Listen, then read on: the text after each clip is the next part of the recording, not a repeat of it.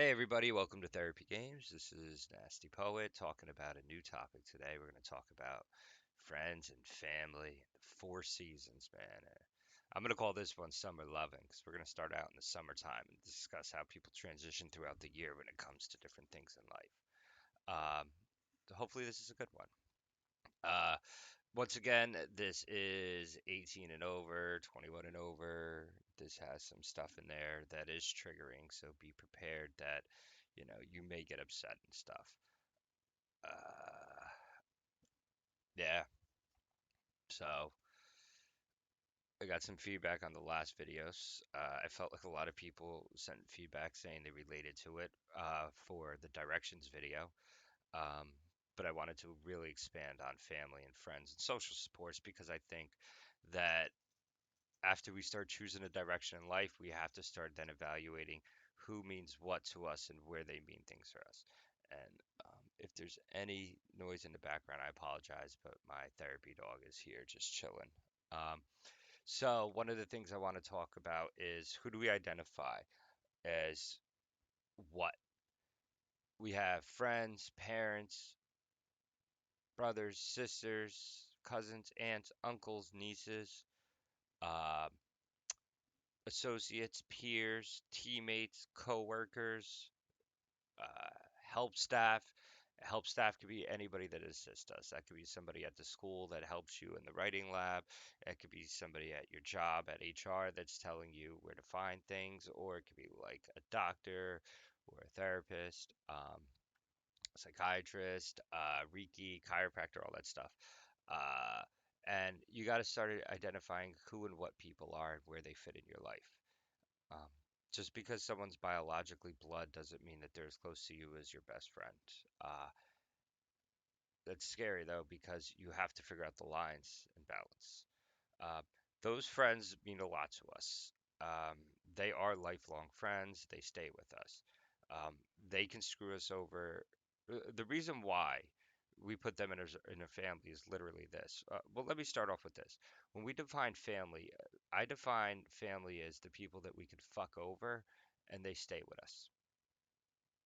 And for the terms of this podcast, that's going to be the general use of family, is going to be the people that are close to us, we care a lot about, uh, and that if we screw over, they're still with us. That's why that close friend is considered family. Because like that really good best friend that fucks us over all the time is still like our brother and sister because what do our brother and sisters do? What do our parents do? They disappoint us. They tell us this, they tell us that. It's just a lot of different things. So when it comes to family, we take out a lot of our garbage on that circle. So for the people we identify as our family, that is our maybe real inner closer friends that we don't even consider friends. They're literally like you consider them blood, uh, and our biological for the most part, our intimate biological, the people that we spend time with, intimacy. Um, those relationships in the summer are tug and pulls usually. Um, it usually starts out where everybody's going wild. Uh, I wanted to reference Greece. I was all excited because in Greece you have John Travolta in the beginning of the movie, and he meets I forgot what the Olivia something John maybe I think her name is Sandra D is her name in the movie. So when Danny, who's played by John Travolta, the character Stanny, he meets this girl at the beach in the summer, and she thinks he's this sweet, nice guy. Like, oh, he's so sweet, he's so great. He takes me to the beach. We look at sunsets. Summer loving. You know what I mean? Uh, but once the school year starts, he's a completely different person. These are how everybody really is in the summer. I've seen kids with severe social anxiety turn around and literally be the most social people in the summer, and then once school year starts, bop, right back to where they were. And it's like, why can't you do what you could walk up to random people on a boardwalk showing skin you've never showed before, and in school you show up in sweatpants and a sweatshirt and a hoodie and glasses, and you literally look like a wanted poster from the 90s. So it's like, how are you in one place one person and one place in the other person? And what I like to think about is The only person who knows our real us is that inner circle family, and everybody else kind of gets this summer loving version of us. We have less stress. And just because you're an adult, don't think that things don't change in the summer. Your commute is easier in the summer, especially where I live. Honestly, I used to drive up north, and with no traffic, it was 40 minutes. So in the summer, I could get there 40 minutes, and that's taking the cheapest route, not like hitting both toll plazas, because that sucked. Um, but taking the cheapest route. And I can make it there in 40, 45 minutes. During the school year, it took me an hour and 30 to an hour and 40 minutes if I missed a 2 minute window, like a small little window. If I didn't leave by this time, which was earlier than I had to normally leave, if I had to be at work for 9 o'clock in the summer, I could leave at 8, 8:15 and stop and get breakfast like I normally did. During the school year, if I wasn't out the door by 7:15 to 7:20, not getting there till 10 o'clock with breakfast. Of course, it's me. I'm going to stop and get breakfast. Um, so stress is easier in the summer. Everyone's happier in the summer. But then, like I talked about in my last video, directions, it's the shit show month, August. And, we go through all that stuff. And now everyone starts freaking out because they feel like they screwed around all summer and now they got to do stuff. So here we are. Our peers and our extended circles, they have different views on us. They see glimpses and pieces of us. They see us in our happiest or our worst moments. Your doctor doesn't see you when you're doing good unless you're getting a physical for school, but your doctor and stuff, they're only seeing you when you're not doing well. You don't go to the doctor when you're perfectly fine more than once or twice a year, you know? Um, so certain people see us only in certain locations. In my earlier years when I used to visit the local pubs, um, people saw one side of me that really didn't happen a lot anywhere else. That was really just a that place, that location type thing. Um, so those are more of the outer circles, because if they seen me on the day-to-day basis, they would have seen more of the person I really was. They would see a majority of the time that I'm just hanging out at home. I was playing video games, or I was just working, or I was just hanging out with my family. Like, that's it. But then every once in a while, they'd see me out having a great time at a bar and probably think that I have this crazy, always out chilling thing. But yeah, that was far and few in between. Also like the vacation person, those are the people, they see you having this wild time on vacation, they think you're this happiest person, but the second you land back at the airport that you arrive at back in your hometown, it's back to reality.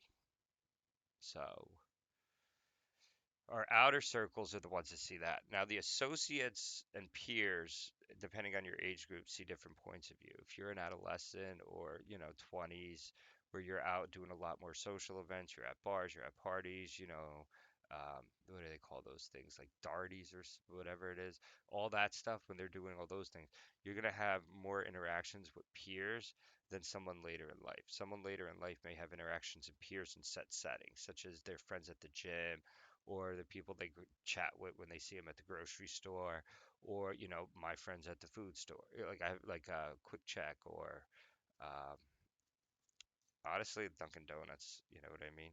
Shout out to D&D. I gave up coffee, by the way, guys, just to throw a little tangent in this video because it's me. Um, anyway, side note, when we're with those associates, they see the different thing. You know what? It's funny. People in my family probably didn't know I gave up coffee until I told them, but the person at the Dunkin' Donuts I go to commented after 3 days of not getting coffee. What did we give it up? Interesting how that person in my life knows those aspects, even though they are not an intimate relation. I mean, proximity, they've seen me multiple times. What do you consider that? Like the cross between a helping staff and an associate? Because the helping staff, their job, is to provide something, to give something, to do something, to help something. So that helping relationship, but also it's like, are they an associate because they take like intimate understanding of what I do and what I order?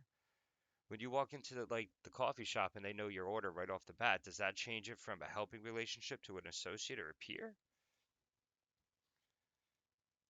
And that's kind of the difficulties with those cusp relationships, because those things are kind of like they're great and they're very, very important. Um, but we're different people with them than we are with, again, other circles. Then we hit, so, all right, so that's summer basically in a nutshell, I think. Just kind of focusing on the fact that we act differently in the summer and we put on these different personas of happy and loving. Nobody likes to be sad in the summer. Nobody likes to talk about sad things in the summer. You know what I mean? Um, so that's kind of what we could do with that. The second, I guess we'd go into then, I don't want to say fall because I don't really get fall. Like, is that hoodie season? Like, we could call it hoodie season. You know what I mean? Then we get into hoodie season. September, October, November. But the problem is I don't like to keep November as a full month because November is the start of the holiday push. You know, like so September, October push, where everybody's just in their honeymoon phase of school and structure, and they're just getting used to the commutes again after having an easy summer, and it's getting darker earlier, and you're just adjusting to the different time changes. And I mean, that's kind of when we start going from people that were out and being happy all the time, and we start shifting into that anxious and kind of introvert phase of the winter. And I think that some people have to admit that those stages come. Because they've always come. I mean, majority of animals probably become more lethargic or calmer in the winter than they do in the summer. You know what I mean? Like a lot of animals hibernate, like squirrels and a bunch of little animals and stuff, whatever it is. I don't know, squirrels. Hibernation animals. Bears hibernate. You would think a bear being like big and berry, you know what I mean, would be awake all winter, chilling, eating like snow animals or cold fish or whatever it is. Nope, they sleep, they chill. The winter is a tough time on the body. It is a depressive time on the body. So you have those 2 months of the adjusting coming back from the person that you wanted to be all summer to readjusting into the role. And it's like, I actually start preparing with kids around November for the depressive hits in December and January because of shorter days, being inside more, crummier weather, just less sunlight, less activities, being more cold and cranky. So we start preparing for that then because a lot of times September is a dry month. You deal with general social drama. Again, kids are back caught up in school, parents are back at work. It's the biggest thing is, do you know your teachers? Do you know what you're doing? You know, sports are starting up, kids are back in structure. Like I hate to say it, but like school adds a level of supervision that some kids don't get nowadays. My mom knew where I was and what I was doing, and when she didn't, I got in trouble for it. And then when I got to the age that you would be like, all right, whatever, I don't have to anymore. Like, I don't have to tell her. It was just a habit. It was just better off. Hey, I'm going to be here just in case anything happened. But, like, never told no. Very few times in my life, now that I think about it, I was ever told no. Especially those school age kids. Like, all right, put it this way. All the kids go into school in September, October, and all that stuff, and they meet new friends and they want to do things. Half of them are scared to ask to spend time with their friends because they're afraid their parents are going to say no. But like, you have to ask and talk about it because do our parents really say no that often?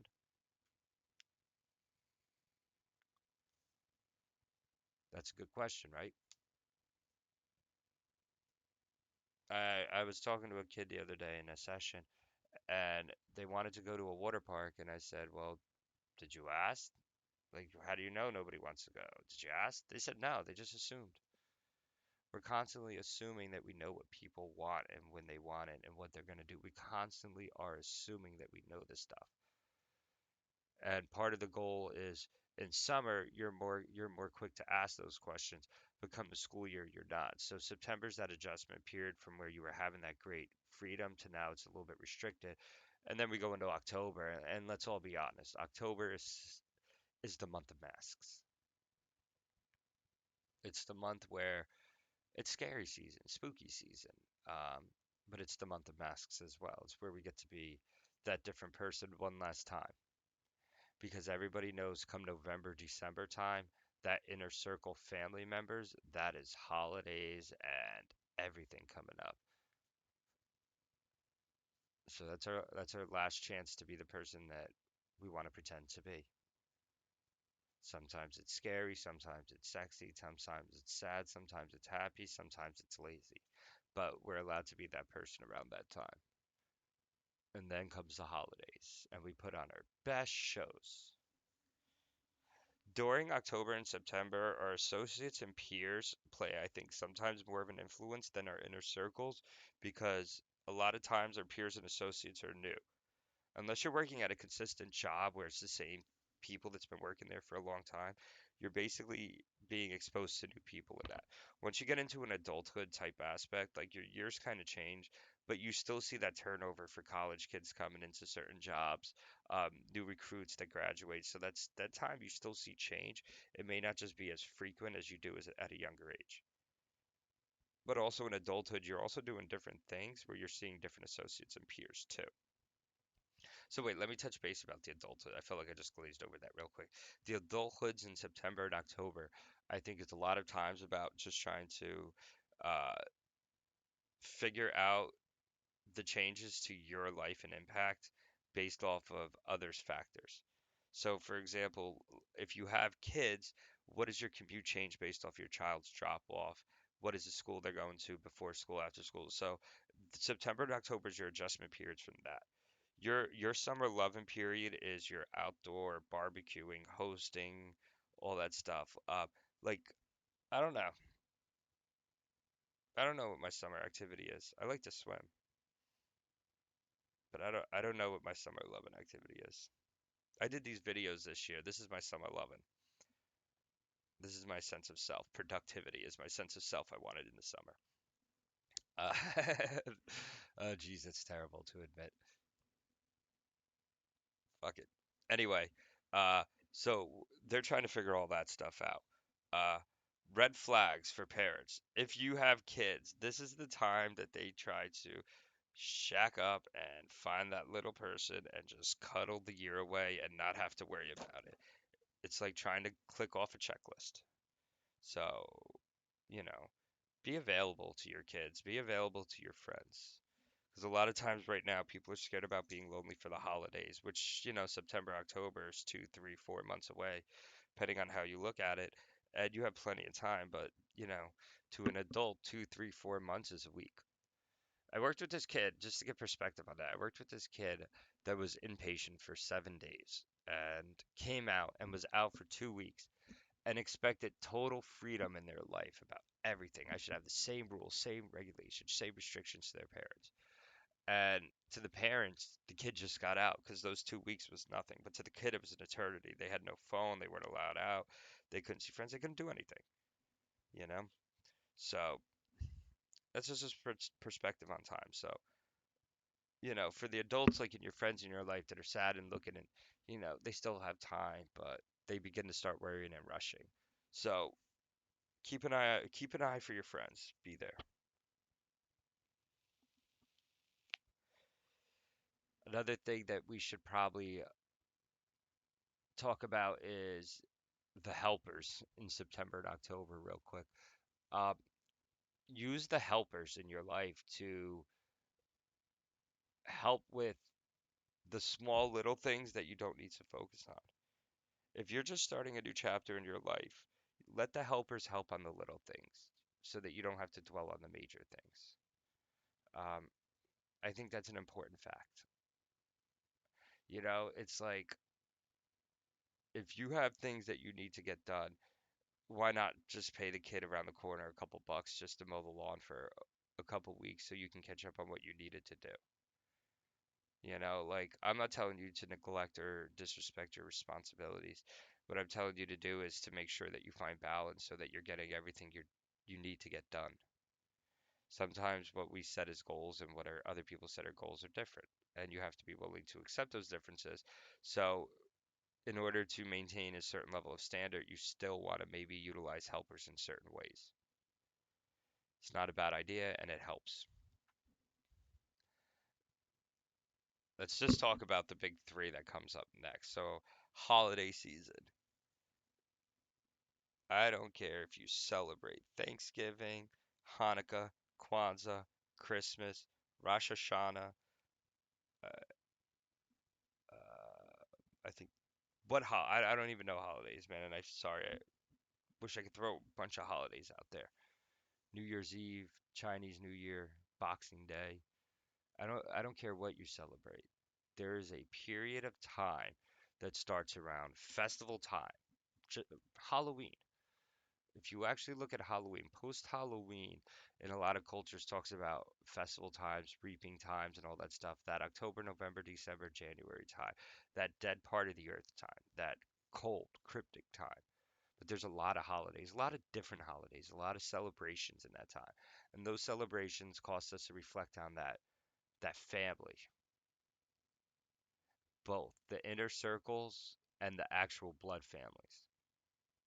We're reminded of memories and people that we haven't seen or thought about in a while, and they're asking us a bunch of questions that we don't want to answer. When are you gonna have a baby? How are you doing here? What is this? Who's that? Are you dating? What is blah blah blah blah blah? Nobody gives a shit, but they flood us with those questions.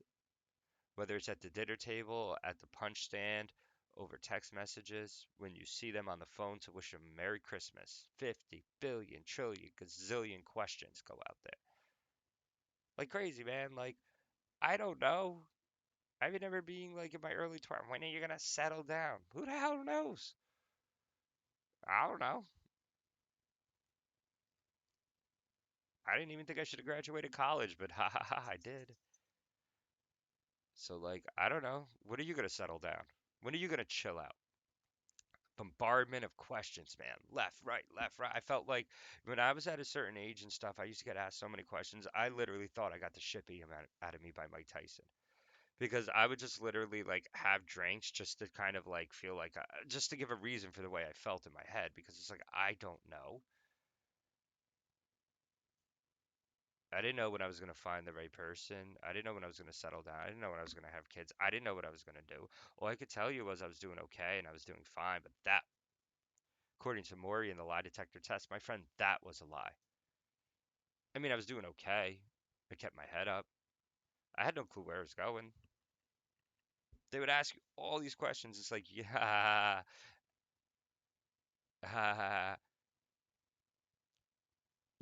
I was that person. Does anybody have the family member that has like 50 million great ideas? It just throws all 50 million of them out. Do you know that family member? And you sit next to them and you're just like, fuck you. No bueno. That's the next thought. You know what I mean? That's what you say. It's like, fuck you. There's a video. It is about people in a gamer, and it was like, hey. And the guy across the aisle was like, hey. He's like, guess what? And the other guy's like, what? He's like, fuck you. And then the other guy's like, fuck you. That's what I felt like saying to them. Hey, guess what? And they'd be like, what? Fuck you. I'm glad you have a million ideas. I don't. And I hated having to answer those questions for millions of ideas. So, you know what? Actually, there was a period in my life where I worked holidays when I was younger, just so I didn't have to deal with them and those questions. You know, meh. So those inner circles are the ones that drill us. They ask us all those questions and they keep us fearful. Our associates and peers are the ones that we kind of go to for all that other stuff. All right, look, Friendsgiving and all that stuff, like I'm sure there's like really close groups of friends that celebrate all that stuff and I'm really glad and all that stuff, like kudos and all that stuff. Uh, but like y'all made that because you didn't like spending that much time with your family, probably. You were like, oh my God, it'd be so much better if we did Thanksgiving without our families. That's where I think that came from.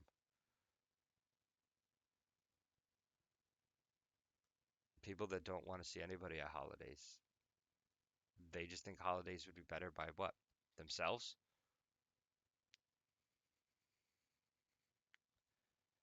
It's crazy. Those holiday seasons are crunch time. Stress, anxiety, depression, suicidal thoughts, alcohol use, drug use, uh, avoidance, overspending, promiscuity, getting drunk and hooking up with people at office parties. Hello, no bueno, but it happens a lot. You know how many times I've gotten text, oh my God, I don't want to fuck my boss, but I want to fuck my boss? Like, I get it. You know what I mean? And it gets crazier around that time because, like, you go to holiday parties, you're with coworkers, you drink. You go to school parties or all that stuff. Like, you see a cute girl under mistletoe, you make your move. You're like, yo, holler. Or you get that one dude that walks around with a bag of pot and puts it over everyone's head and is like, haha, mistletoe. I don't know, man.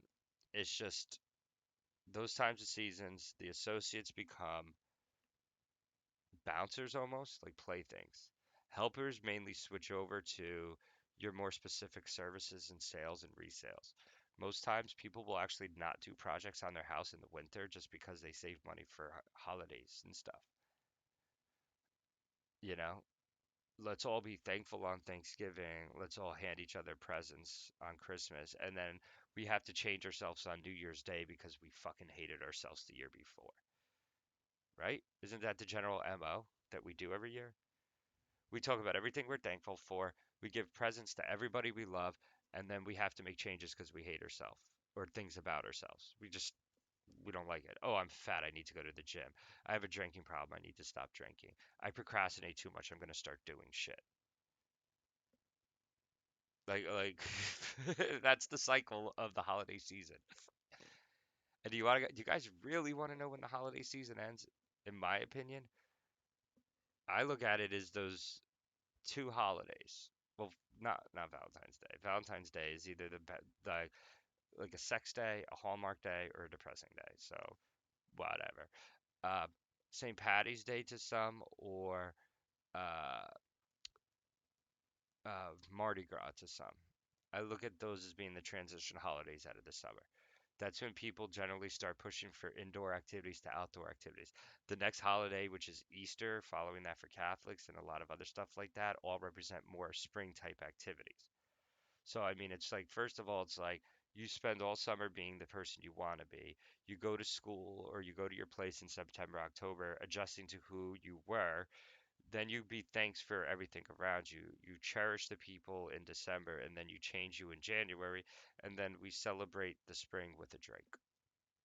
Whether we started in Mardi Gras, Fat Tuesdays, we started along the lines of like St. Patrick's Day, but those general like February, March areas where you start seeing people wanting to quit the hibernation aspect of life and move on to the next thing. At that time, peers don't matter as much. Associates are now becoming peers. Peers from the beginning of the year are either being pushed aside or moved to a closer circle. Not inner circle, but maybe to the line of friends. And we didn't really talk about friends. And part of the reason why we didn't talk about friends are friends are just people that are always there for us. It's not much to say, is there? They're just there for us when we need them. Um, so a lot of times, like that's where we see the transitions. And I guess maybe peers would be the outer line, and maybe associates would be the closer one. I don't know, but you get my point. You start seeing the transitions from once again being the introverts now to starting to go out and be the extroverts come that springtime. And again, this is the end of the family season. Unless you are a very close-knit family and celebrate a lot of summer holidays because of barbecues and pool parties, and it depends on how you celebrate them. Are you an in and outer with a friend or a boyfriend or a husband or wife? Are you an all day, morning to night, help clean up, weekend binger? Because if you're an in and out, you're going to be starting the cycle again looking for summer loving. And you're starting to get ready for the summer. And if you actually look in like children around that February, March area, they're hitting the gym, they're getting ready for dances, proms. Girls around April at the latest, May, are already talking about dieting for summer and bikini bods. I know my wife, beautiful as she is, doesn't need to do a damn thing, talks about it prior to that around that time frame every year. And it's funny because it's like we just start getting ready for a whole bunch of new circles after that point. And we just constantly do these cycles with our supports every single season.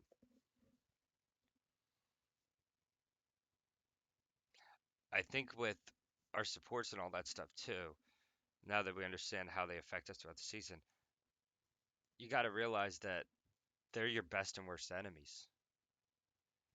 And they're the ones that can either make you happy and feel great about your life or make you miserable and never want to speak again. And understanding the difference between the two of those things and like figuring out how you tolerate that. Like, imagine realizing that like your family is toxic, but you need them, or that your friends are toxic, but you need them. And understanding the difference of putting in those boundaries with those supports. Because again, we know what they did. I just explained what those supports did throughout the entire year, how they impact us. And if you notice, they start being very supportive in the fall. They're kind of asking too many questions in the winter. And by the spring, we're usually breaking away again. Summer loving again, you know? And I don't think this is a human thing. Like, I don't think what I'm talking about is just like, oh, this is just nasty poets just talking some junk about junk. This is animals too. Like, animals in the summer are out exploring, looking for mates, procreating, having offspring, doing their thing. Spring, summer. It's an ongoing cycle throughout that.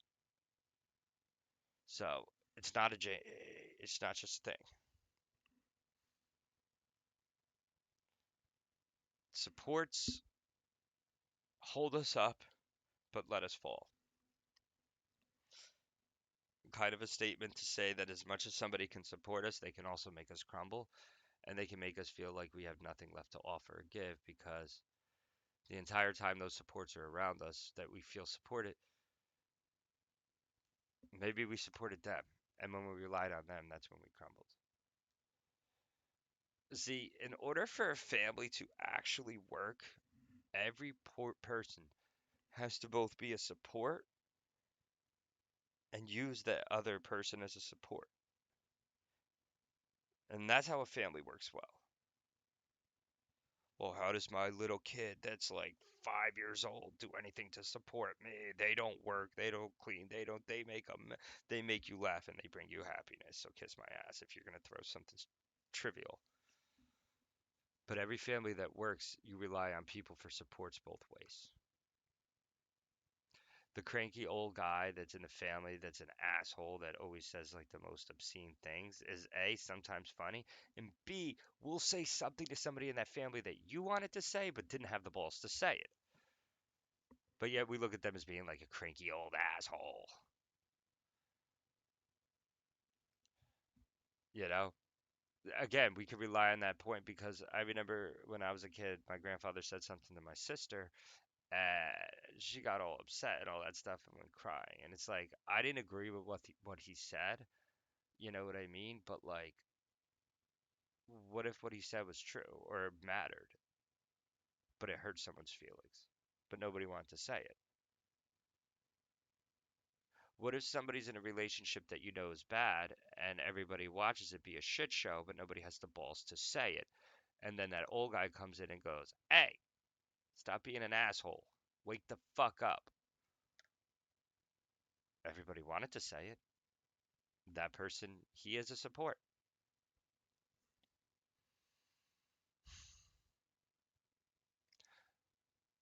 Our supports get changed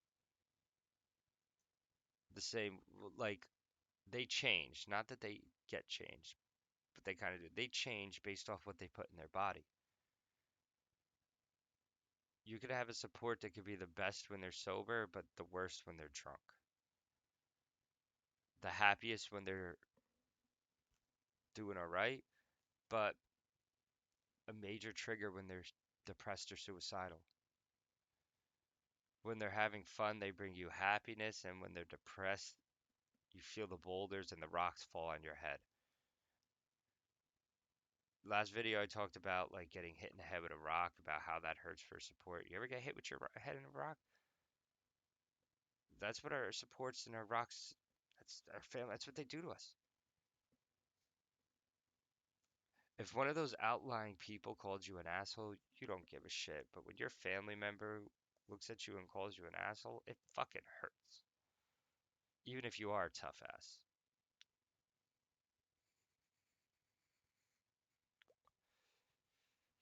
I think when we look at how our supports affect us and hurt us, and the things that piss us off, is there truth in it? Somebody comes up to you and tells you you're fucking up, and you're not fucking up, you ignore them. But if you think you're fucking up, then you believe you're fucking up.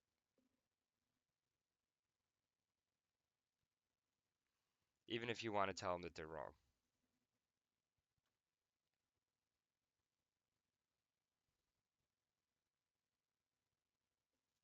Even if it's not the way it's supposed to be. I think when I don't know, man. I don't know how I'm trying to get this point across other than, yo, supports are our best friends and our worst enemies. They fix our wounds and they cut us deep. They make us want to live and they give us a reason to live, and at the same sense, in the back of our minds, they make us want to die sometimes. So, like, I think when we're looking at it, we just have to look at the cycles that goes on every year and realize that people have different influences in different times, and never to let somebody hurt us that hard that we want to die, but also understand the good they give us. It's the balance.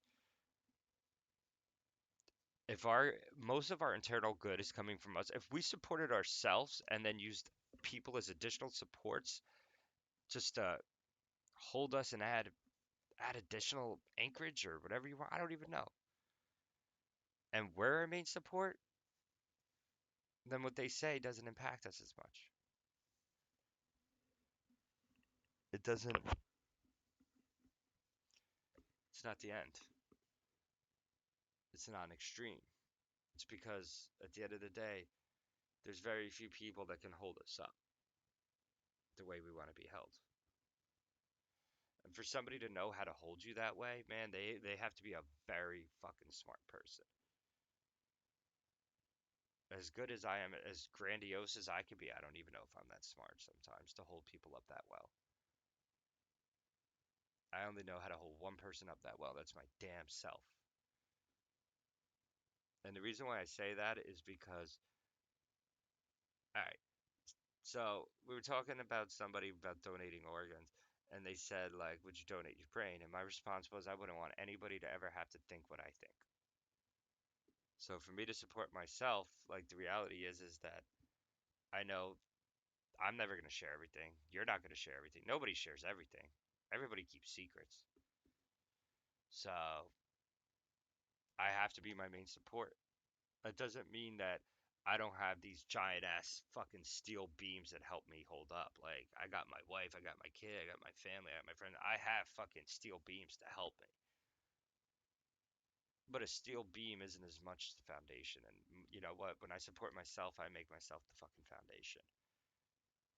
If I'm not the base need getting met, then fucking things getting crumbled down, reset, rebuilt because too many people are on stilts right now.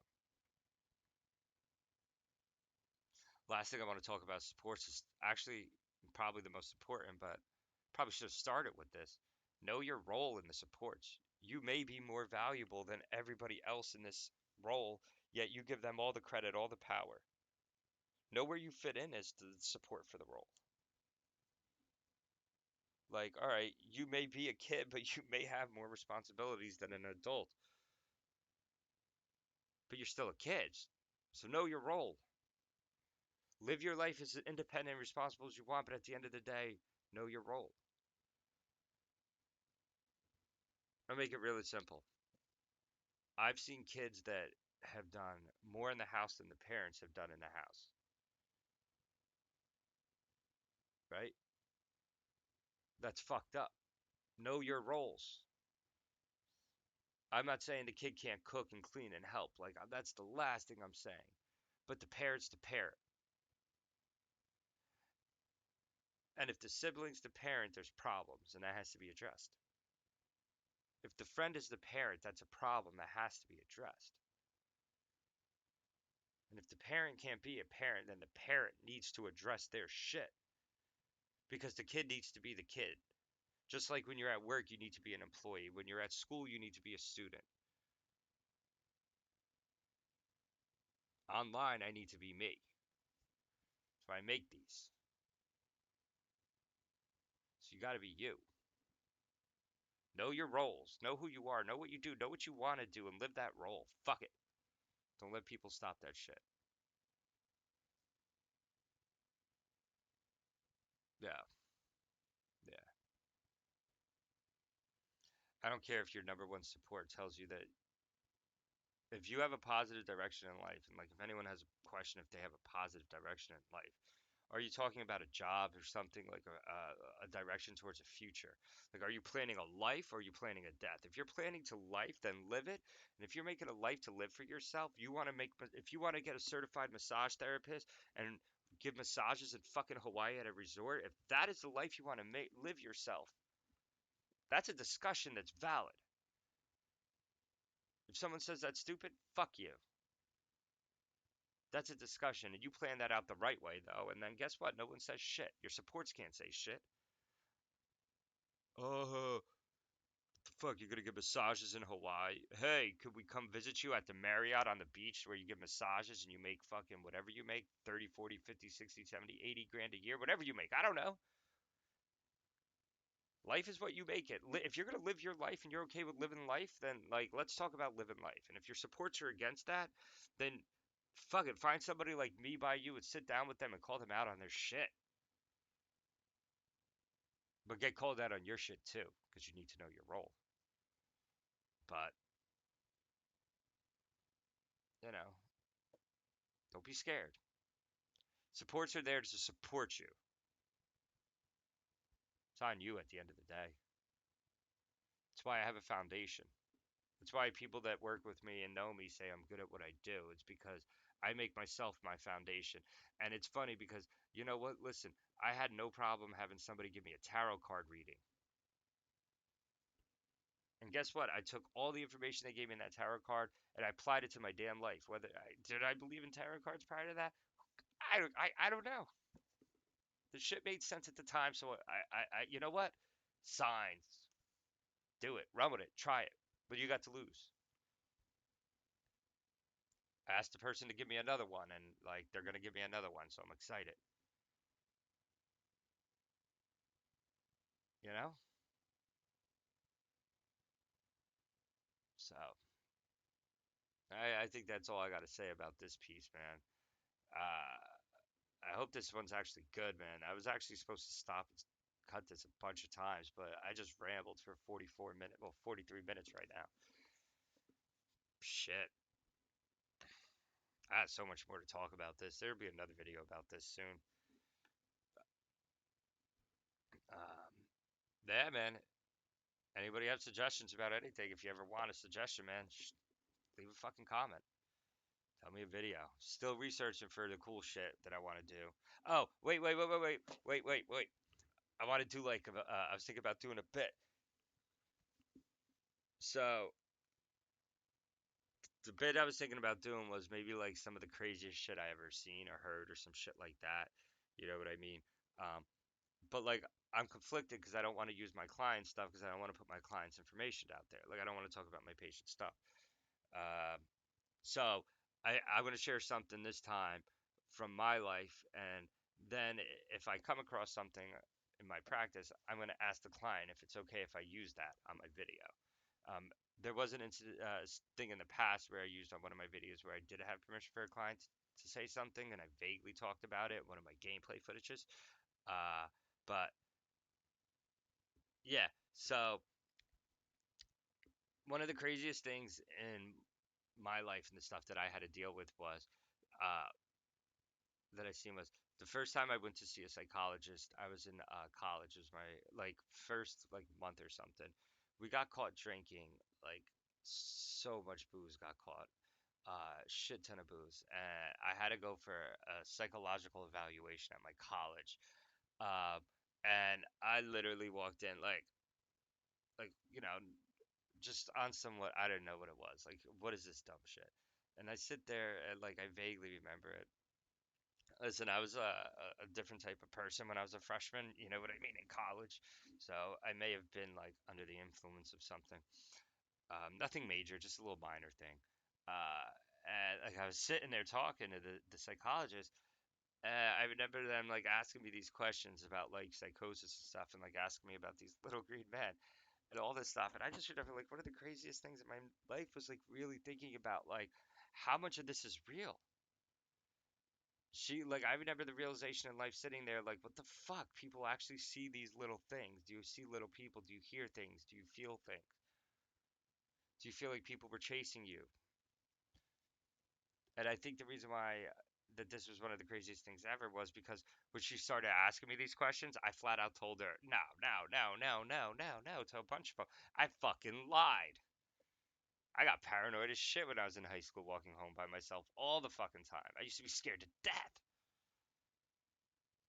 I remember like it was one of the craziest things ever because I remember after the assessment, she looked at me and she was like, if you want to come back, you should come back. I mean, they were like, if you want to, all right, it was a she, whatever, it doesn't matter. She was like, if you want to come back, come back. And she was like, I was like, all right. And she was like, because I think you lied to me. And I was just like, fuck. And it was the first time that I ever realized that, like, I think also that, like, somebody would call you out on shit. Uh, yeah, that was pretty crazy. Yeah. Well, that was crazy for me. I also saw water spouts at Sandy Hook when I was a kid. I saw four water spouts touch down in the water. Um, and we saw a car door get snapped the opposite way from the winds, and shit like that. Like that was pretty crazy. And also, I was in Mexico, which later became Tropical Storm Bill. We were drinking at the swim up bar during Tropical Storm Bill, which was, I forgot what it was at the time, but it later turned into like this Tropical Storm Bill. Uh, Me and my wife were drinking at the swim up bar. So those are some crazy things that I've seen in my life. Uh, I would love to bring some client stories into this, but again, like I said, right now I don't have any permission, so sucks. But whatever. All right. No idea for the next video yet, but like again, if you guys have any suggestions, leave some suggestions. But I'm gonna keep making these shits. I fucking love doing them. And I couple people listen, and that's all I need. One person listens, I make a second video. So if you guys keep listening, I keep making. All right, guys. I got Instagram at Therapygamez, TherapyGamez. I got Twitter at GameZ Therapy, Therapy. Sorry, I'm bad at spelling, and I fucked up my Twitter handle. I have that. You can go follow that. You should know my YouTube if you're listening to this. This is my YouTube. Follow this shit. I also do PlayStation shit, so I also stream for my PlayStation. Holler if you want to get on that. Find a way to get in touch with me if you want to be on that. Uh, I'm trying to work on a way of doing like a video game type thing on Red Dead with somebody in the prairie and doing something. But that's probably going to be like a non-recorded thing. But that'd be awesome to fucking record too. So, holla. Hit me up if you guys want to do some crazy shit. Also, keep in mind, I'm going to tell you guys this right now. Anything that I do online and all that stuff, that shit is not HIPAA. Like, it is not confidential. Like, I do not bill. I'm not billing for any of this shit. I do not make money for it. I do that as this channel, not as my business. So if you meet me in a Perry to shoot the shit, that's not on some therapy shit. That's on some therapy games type YouTube shit. Just so you guys know. Uh, Again, don't just so you guys know, this is not a clinical outreach. So if you try hitting up emergencies, this is not checked. I do not check this regularly. The email to this YouTube is basically just a spammed email just for this YouTube that has nothing to do with any of the stuff associated with this YouTube. It's just a random YouTube that I use for it. So you can't even YouTube this to get any results. Um, so this isn't like, I can't help you through these videos. I could just give you my information through these videos. And if anybody ever needs help, contact your local emergency rooms, police centers, reach out to state boards, call the numbers on the back of your insurance company for behavioral health, talk to a therapist. There's tech supports line, there's suicide lines, there's a bunch of shit. I think I want to make one of the thumbnails for this, some of those numbers or something like that. Yeah, damn, 50 minutes. All right, everybody, I love you all. Thanks for supporting me. Out.